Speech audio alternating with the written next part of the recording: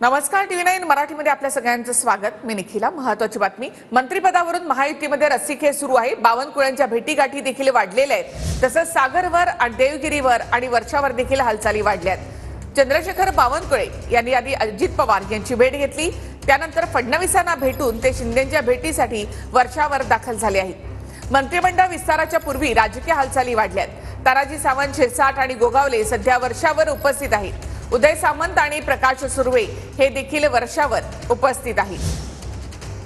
तर चंद्रशेखर बावनकुळे यांनी आधी अजित पवार यांची भेट घेतली, त्यानंतर अजित पवारांना भेटल्यानंतर बावनकुळे सागरवर आले।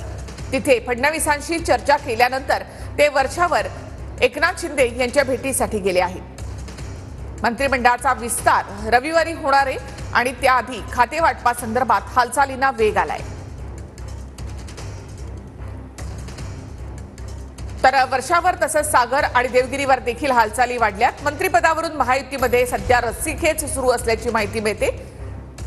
बावनकुळे आधी अजित पवार यांना भेटले, त्यानंतर फडणवीसांशी चर्चा करून ते वर्षावर एकनाथ शिंदे यांच्या भेटीसाठी गेले आहेत।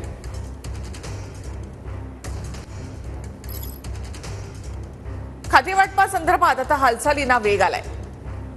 कोणाला कोणतं खातं मिळणार याविषयीची चर्चा देखील जोरात आहे। टीव्ही 9 मराठीने संभाव्य मंत्र्यांची यादी देखील आपल्या समोर आणली होती।